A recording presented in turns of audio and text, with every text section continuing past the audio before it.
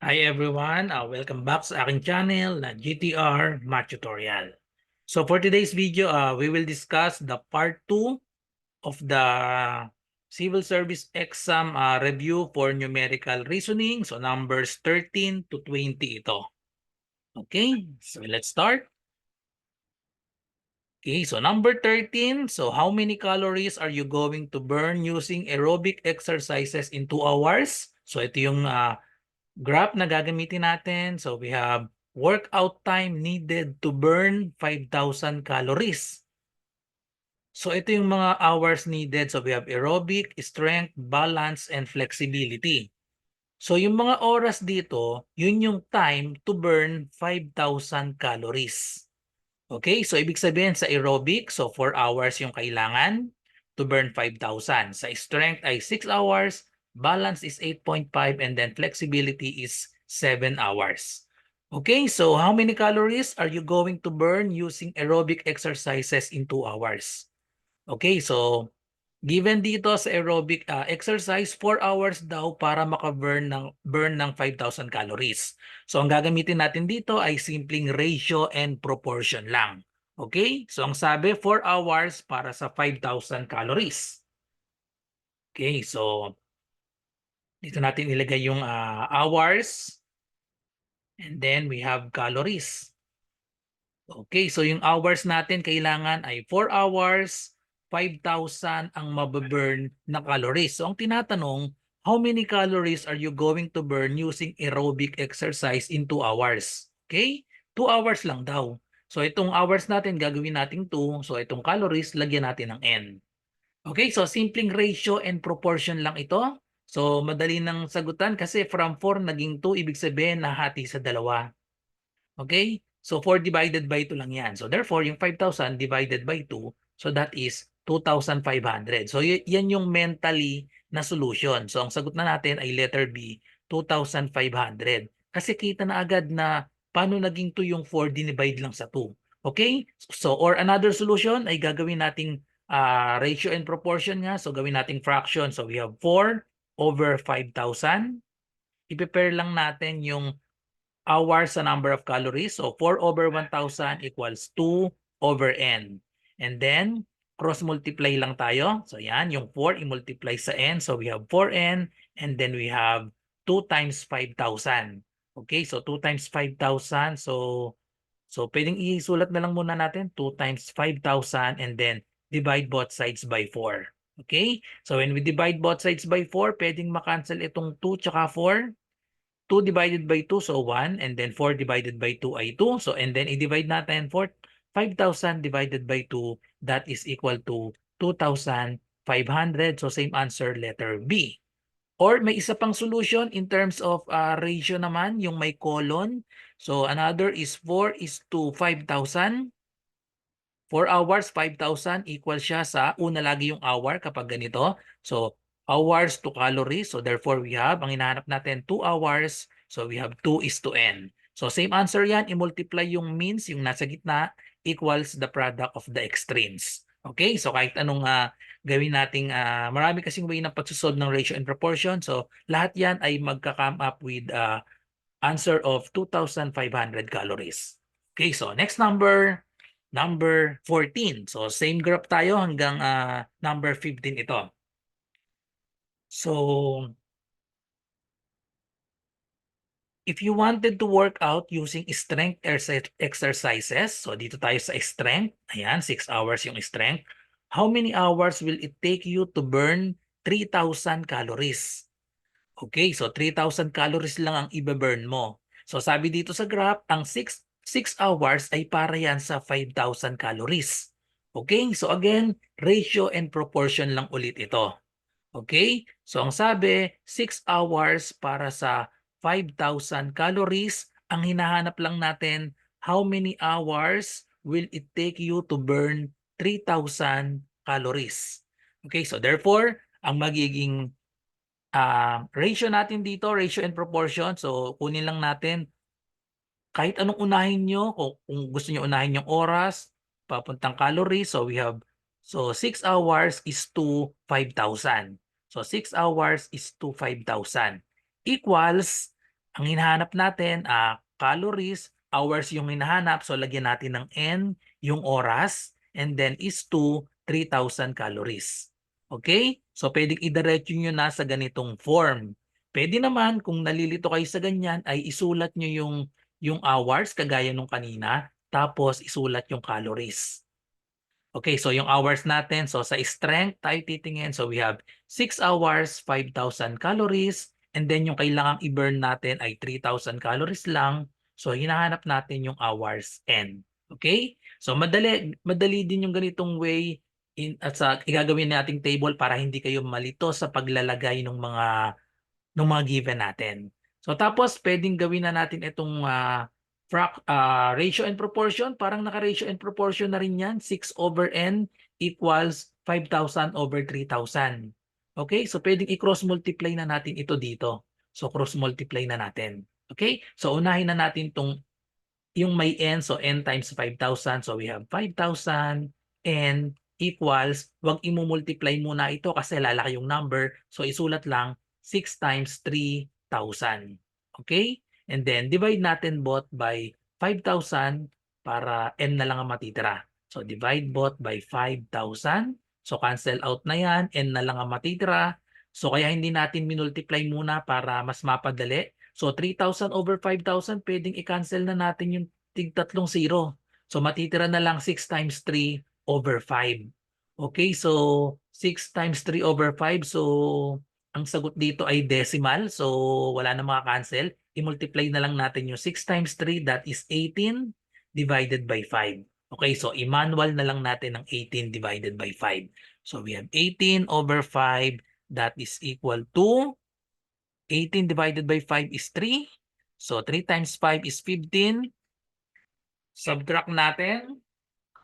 So subtract 18 minus 15. So that is equal to 3. Add tayo ng isa pang 0. So itapat dito yung decimal. Bring down. So we have 30 divided by 5. We have 6. 6 times 5 is 30. So therefore, the correct answer is 3.6, which is letter C.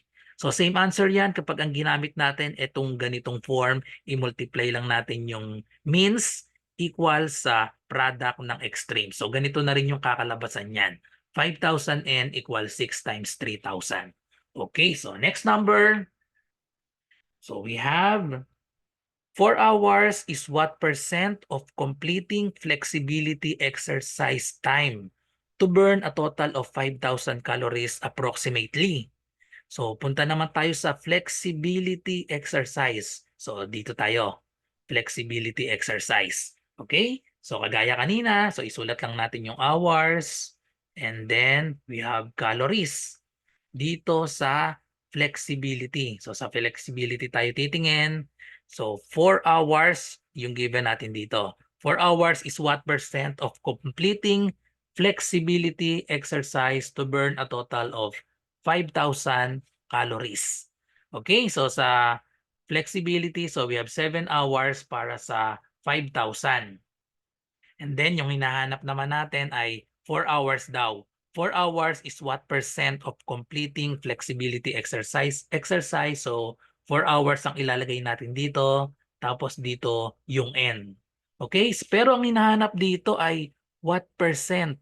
Ayan, so ang tinatanong, what percent of completing flexibility exercise time to burn a total of 5,000 calories kapag 4 hours lang daw. Okay? So maraming iba't ibang way kapag percent, pwede tayong gumamit nitong ratio and proportion, pwede namang yung diretsong percentage na formula. Kasi 4 hours. So pwedeng yung 4 hours, kunin na lang natin yung percent, ang total kasi 7. So pwedeng 4/7 na lang yung magiging solution dito. Kasi yung kumpleto, to burn 5,000 calories ay 7 hours. Ang tinatanong, 4 hours is what percent of completing flexibility exercise. So in short, ano lang yan, i-divide lang natin. 4 divided by 7 lang. Yan na yung magiging sagot natin. And then approximately lang, so ayan, hindi eksakto kasi itong 4/7. So alin ang pinakamalapit dito sa 4/7. So pag i-approximate nyo lang yan, pwede na nating hindi isolve ito kasi malinaw sa mga choices. Kita na agad yung pinakamalapit dyan. Yung 4/7 kasi lampas ito sa 50% kasi 4/7 eh, no? Kung 50%, 3.5 lang dapat. So ang pwede lang maging sagot dito itong 50% or 60%. Nasa pagitan kasi ito ng 50 at 60. Okay, so i-divide na lang natin para malaman natin kung saan mas malapit, sa 50 ba or sa 60. Okay, so pwede na pala tayong hindi gumamit nitong ratio and proportion. So pwede naman isolve nyo itong n, tapos pag na-solve natin itong n, pwedeng i-divide dito sa 5,000. Pero mas lalaki pa yung number, kaya pwedeng dito na lang tayo sa hours bumase. So divide lang, 4 divided by 7. Okay, so divide na natin. 4/7. So dagdag tayo ng dalawang zero. Hindi kasi eksakto yan. So itapat lang dito yung decimal. Lagyan ng zero ito dahil 4 divided by 7. Hindi pwede. So lagyan lang ng zero. 40 divided by 7, that is 5. 5 times 7 is 35. And then subtract. So we have 40 minus 35 is 5. Bring down 0. So we have 50 divided by 7. That is equal to 7. 7 times 7 is 49. So meron na lang tayong 1 dito. So pwedeng hindi na natin idiretso. 0.57, that is in decimal approximately 57%. Okay? So ano ba yung malapit sa 57%? Mas malapit ang 60%. Therefore, correct answer natin para dito ay letter D. Okay? So next number 16. Mr. Reyes is earning an annual interest of 2,340. If his initial capital was 6,500 pesos, what is the rate of interest of his investment? Okay, so ang annual interest daw ay 2,340. Okay, so ano bang formula na gagamitin natin para dito? So hinahanap natin, so given natin annual interest, yan, may annual interest of 2,340. So ito yung interest. If his initial capital was 6,500, so ito yung capital, ito yung principal P. What is the rate of interest? So hinahanap natin dito rate of interest. Yun yung R. So ang formula para sa interest ay I equals PRT. I is the interest, P is the principal, R is the rate, and T is the time. So sabi dito annual interest. So ibig sabihin nito 1 year dahil may nakalagay na annual. Okay, so yan na yung mga given natin. So substitute lang ang mga given. Itong 2,340, that is the interest. So we have 2,340 equals the principal. Principal is 6,500. And then R is ito yung hinahanap natin. What is the rate of interest? So lagay lang natin R. And then we have T is 1 year dahil annual interest ito. Okay? So times 1. So therefore, we can now solve for R. Itong 1, bali wala lang yan. So divide both sides lang natin by 6,500. So divide both sides by 6,500. Yan na yung value ng R. Okay, so pwedeng estimate na natin ito. 2,340 divided by 6,500. So pwede bang mapaliit natin ito para madaling mag-divide? Tanggalin natin yung 0. Okay, so tanggalin yung tigisang 0. So para 234 na lang over 650. So pwede pa rin i-lowest term. Pwede pa rin i-lowest term pero baka mas lalo pang tumagal pag ni-lowest term natin. So i-divide na lang natin yan. 234 over 650. So may guide naman tayo. Paano ang gagawin natin para mapabilis tayo dito? Tingin tayo sa choices. So we have 30%, 33, 36, and 38. So automatic pag dinivide yan, lagyan natin ng dalawang 0 pag dinivide, 3 na yung kakalabasan dito. Okay, so puro percent pala yan. So 234 mas maliit sa 650. So therefore, 0 itong una. Okay, so 2,340 automatic ang sagot dyan ay 3 dahil sa mga choices natin. So 3 lahat yung umpisa. Okay, so ayan, para hindi na kayo mag-isip kung ano yung first na number natin dito. Tingin lang sa choices. So 3 times 650. So scratch tayo dito, 650 times 3, we have 0. 3 times 5, we have 15. 3 times 6 is 18 plus 1. So we have 1,950. So we have 1,950 and then subtract natin. So 0, 4 minus 5. So maging 14 minus 5, we have 9. Ito ay magiging 1 na ito. So ito ay magiging 12. 12 minus 9, we have 3. Bring down 0. Okay? So 39. Yung kanina 1,950 Yung 1950 ay 3. So, ibig sabihin, tanggal na itong 30%, tanggal na itong 33% kasi 1950 yung 3. So, try natin yung 6. O mukhang 6 ito sa sakto. So, kung 6 times 650, so we have 650 times 6. So, we have 0. 6 times 5 is 30. 6 times 6, 36 plus 3, we have 39. Eksakto na nga. So, 6 times 650 is 39. Therefore, the correct answer is 0.36 in decimal. That is equal to 36%. The correct answer is letter C, 36%. Next number, number 17. 70 minus 85 plus 3 times x over 5 equals 33. What is the value of x? Okay, so solving equation lang ito. Hanapin natin itong value ng x.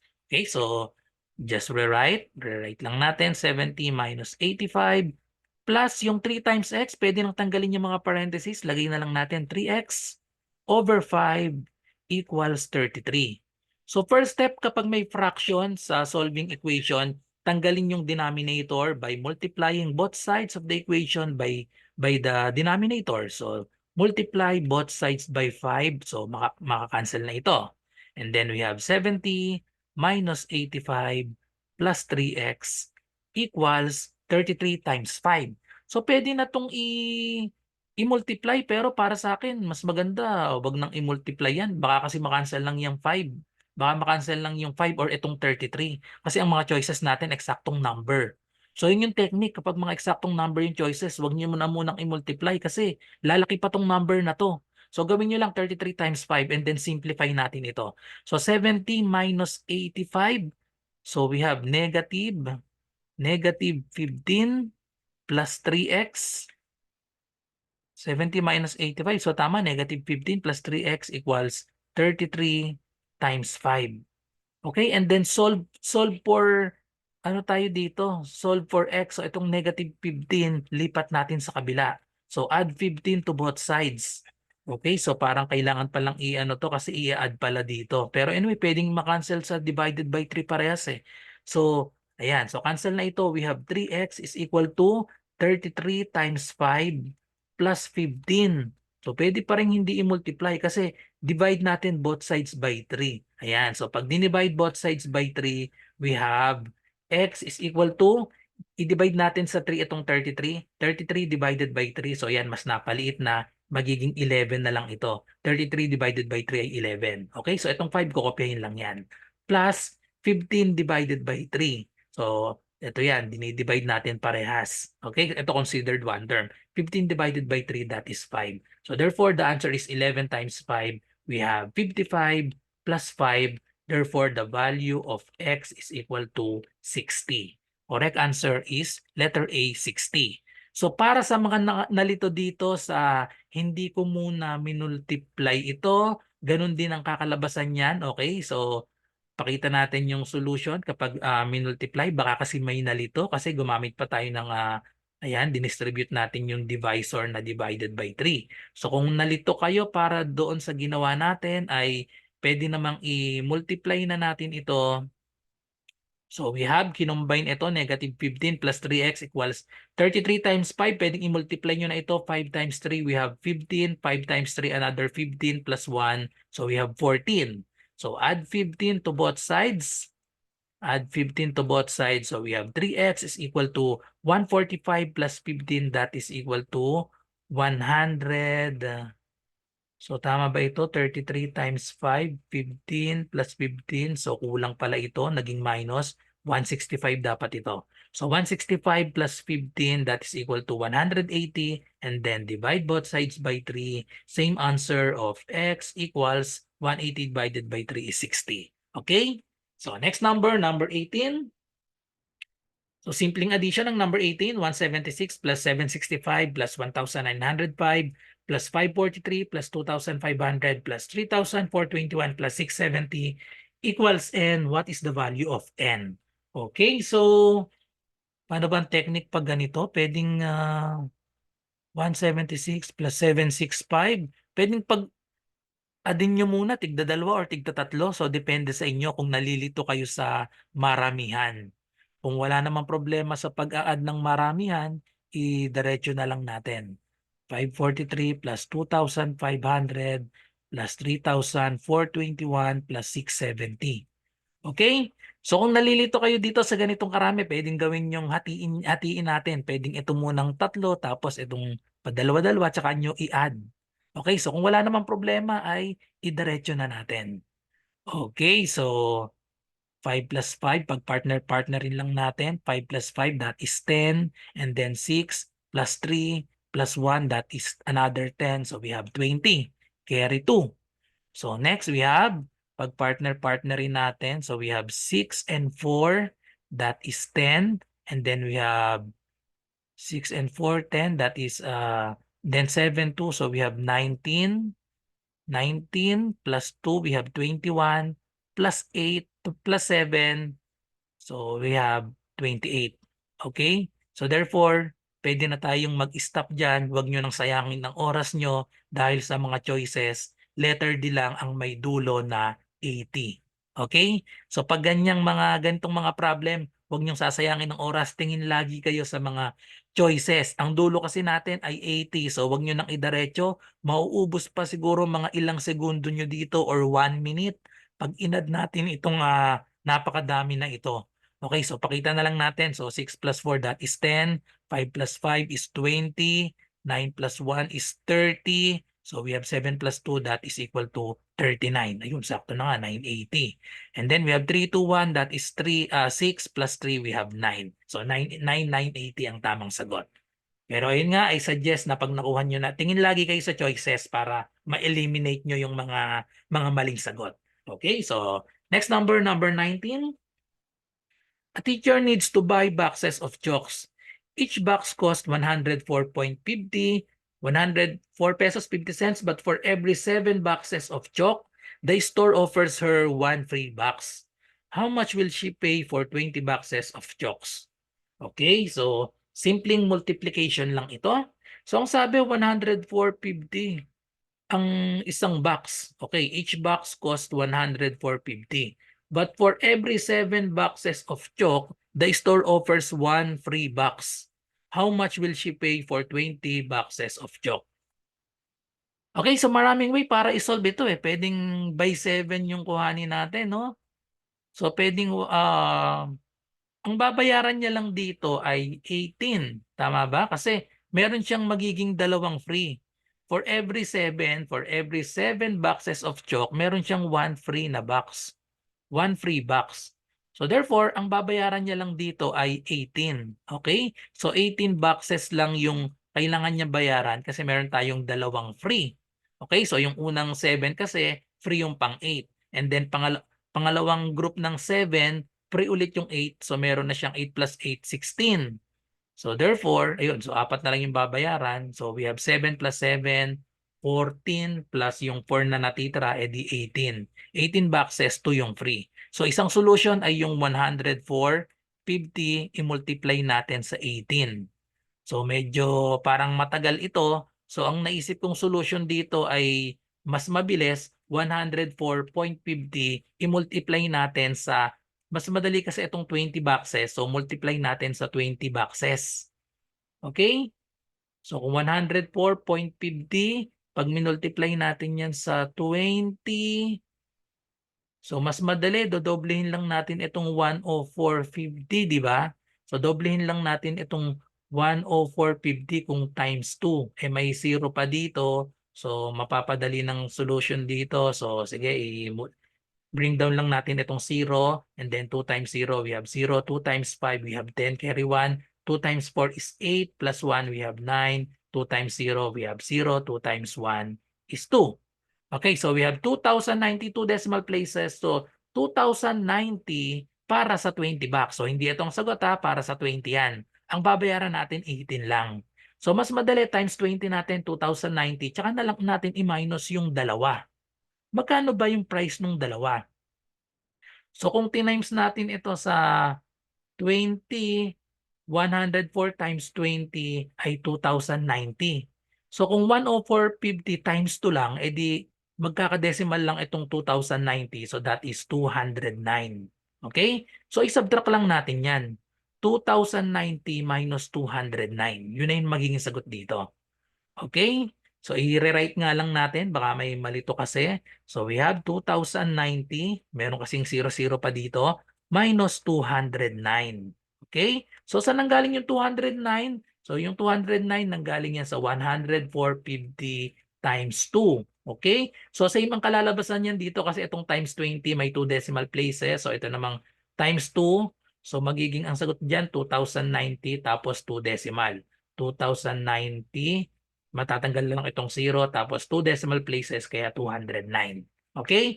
So minus lang natin yan. So magiging itong 10. Ito ay magiging ayan 8. Ito magiging 10 ulit. 8. So paano ba yan? Magiging 9 ano? So we have ito ay maging 1. So we have 10 minus 9. We have 1. And then we have 8. 9 minus 2. Ba't naging ano lang dito? Ba't ako nag-borrow dito? Ayan, nalito na sa simpleng subtraction. So therefore, the correct answer is letter C, 1,881. Okay, so same answer yan kapag minultiply natin sa 18 pero mas mapapadali nga ito. Okay, so isip lang tayo ng way para mapadali. Kasi mas madaling mag-multiply dito sa 20, tapos isubtract na lang natin yung 2. So same answer naman kapag minultiply lang natin 104.50 times 18. Okay? So next number, last number for this video, number 20. Another decimal problem. So Sheila bought 23 yellow pads which cost 25.75 pesos per yellow pad. If she gave 1,000 bill to the cashier, how much was her change? Okay, so ano ba yung total na binili niya? 23 yellow pads which cost 25.75 per yellow pad. So she gave 1,000 bill. So therefore, ang maging equation natin lang dito ay 1,000 yung pera niya, i-minus natin yung total na pamili niya. Na pamili niya ay 23 times 25.75. Okay, so multiply lang natin ito. So we have 25.75 multiply natin sa 23. So 3 times 5, we have 15. 3 times 7 is 21 plus 1, 22. 3 times 5 is 15 plus 2, we have 17. 3 times 2 is 6 plus 1, 7. And then, yun to naman, 2 times 5, we have 10. 2 times 7 is 14 plus 1, we have 15. 2 times 5 is 10 plus 1, 11, 2 times 2 is 4, plus 1, we have 5. And then add natin, so bring down 5, 2 plus 0 is 2, 7 plus 5 is 12, carry 1, 1, 7, 1, so that is 9. And then we have 5, 2 decimal places, 1, 2, so therefore, bilang tayo dito, 1, 2. So therefore, we have 592.25 yung napamili niya, isasubtract natin ngayon yan sa 1,000.